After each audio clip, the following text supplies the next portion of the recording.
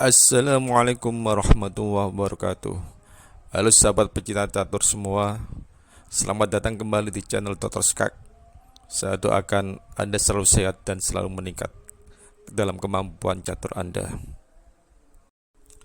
Materi buku ini dikumpulkan dari buku harian pelatihan Alexander Kobleng yang berisi output dari setiap sesi latihan dengan mantan juara dunia Michael Tal, yang terdiri dari analisis permainan dilakukan segera setelah permainan catur dan secara psikologis kesannya saat itu masih segar dan jelas.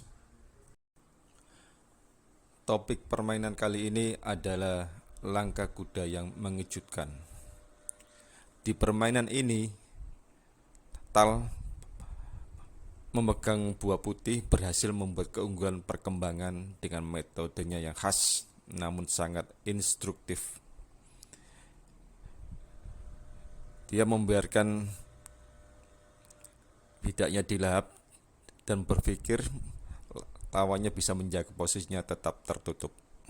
Namun Tal menemukan langkah kuda yang mengejutkan di langkah yang ke-12.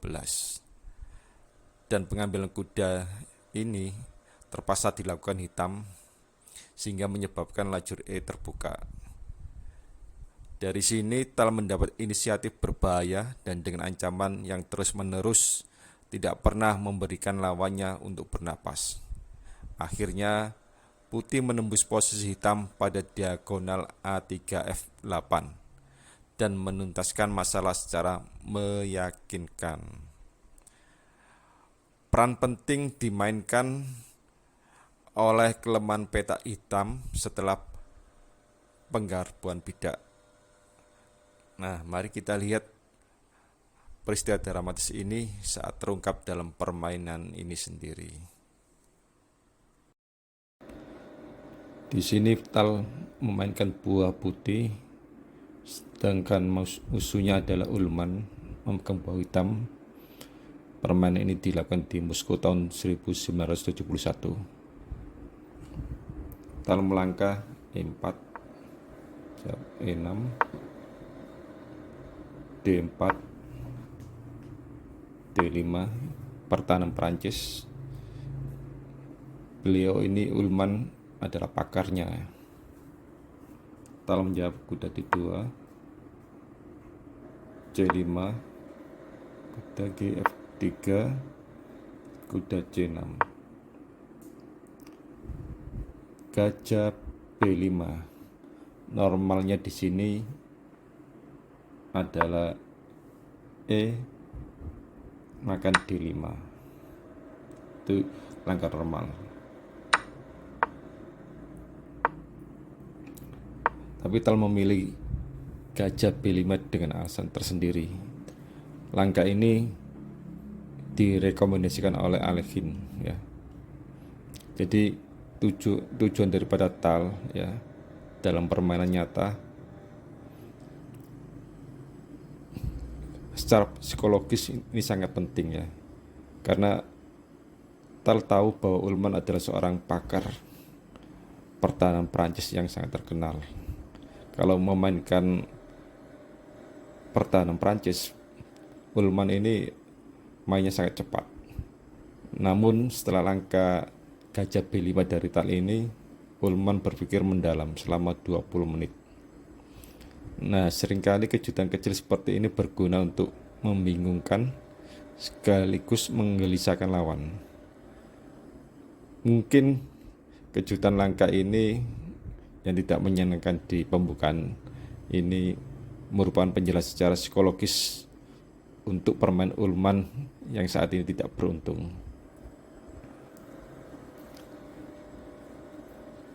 Kita lanjutkan. Hitam melangkah D makan E4, kuda makan E4, gajah D7, gajah G5. Setelah langkah ini Tal membuat komentar terkait langkahnya ini, ya, bahwa kecepatan pengembangan adalah prioritas pertama dan posisi terbuka membuat setiap tambahan tempo sangat berharga. Kalau kita lihat permainan Michael Tal. Beliau itu sering menempatkan kuda secepat mungkin dan gajah secepat mungkin. Ternyata alasannya ya ini, pengembangan secepat mungkin dengan tambahan tempo yang sangat berharga. Artinya langkah lawan dengan buah yang sama beberapa kali, tapi Michael Tal melangkahkan beberapa kali dengan buah yang berbeda-beda. Di sini kita menjawab Menteri A5. Tutup udah C3. Kita makan, dimakan. Gajah B4. Nah, lebih logis mungkin menjawab dengan gajah E7. Tapi Tal sudah mempersiapkan dengan menteri D2. Jika kuda F6, maka beliau akan menjawab dengan rokade panjang. Dengan langkah ini hitam berkesempatan mengambil bidak, tapi dia tidak mempertimbangkan dengan cukup bahwa setelah gajah makan kuda di C3, peta hitamnya lemah dan tak berdaya. Dalam melanjutkan rokade, gajah makan kuda C3, B makan C3. Coba perhatikan, dengan tidak adanya gajah hitam menimbulkan kelemahan di diagonal A3 F8. Ya. Di sini Ullman melanjutkan langkahnya dengan menteri makan C3. Pertanyaannya, apa yang terjadi jika dia melangkahkan A6? Jika dia melangkah A6, maka gajah makan kuda C6, makan, dimakan, menteri makan gajah G5. Putih melanjutkan dengan langkah kejutan, menteri D6. Mungkin kawan-kawan masih ingat permainan Tal melawan Tringov di permainan pertama ya. Langkahnya mirip dengan menteri D6. Jika kita melanjutkan dengan kuda E7, kita melanjutkan benteng F ke D1. Dimakan dannya, menteri ditusuk, raja F8, menteri makan B7 dan menang. Karena ada beberapa bidak bebas di sayap menteri dari putih ya, itu sebagai bekal untuk memenangkan permainan ini. Secara psikologis, jika sudah berkorban kecil, akan melanjutkan pengorbanan lebih besar karena sudah terlanjur jauh ya.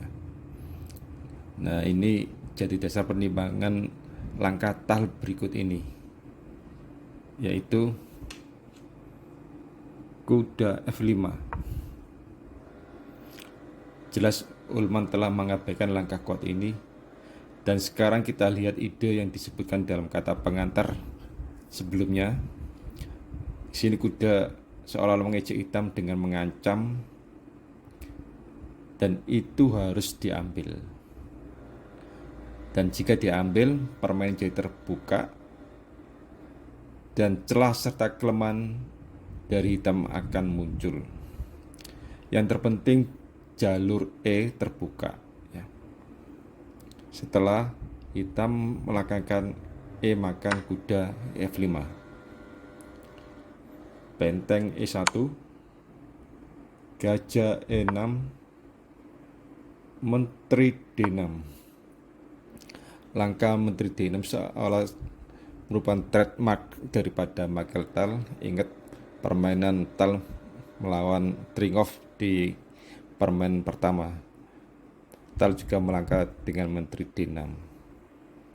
Kita menjawab A6. Nah, sekarang kira-kira langkah apa yang akan dimainkan oleh Michael Tal?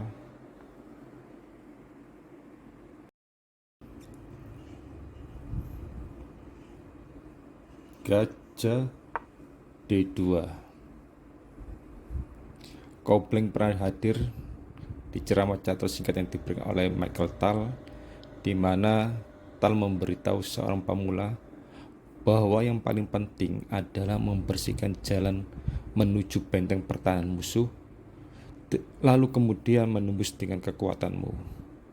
Dalam permainan ini, Tal sudah tidak perlu membersihkan jalan tersebut karena Ullman telah melakukannya dengan melemahkan peta hitamnya sendiri saat gajah hitamnya di peta hitam ditukar dengan kuda di C3. Menteri makan C2. Gajah B4 melanjutkan rencana tersebut. Sekali lagi, ini tidak ada yang baru. Perlu diketahui bahwa sebuah menteri saja tidak cukup untuk membunuh musuh pada saat ini. Dia perlu dukungan perwira yang lain. Dalam hal ini adalah gajah. Kalau di permainan Tal Tringov, kita melihat kombinasi menteri dan kuda. Sekarang kita lihat duet menteri dan gajah. A makan B5, menteri F8 skak, raja D7, benteng E D1, raja C7, menteri A8. Di sini hitam menyerah. Perwira hitam sudah tidak sinkron lagi. Nanti ancaman daripada putih, benteng A ke C1 dilanjutkan dengan menteri ke D8 skak.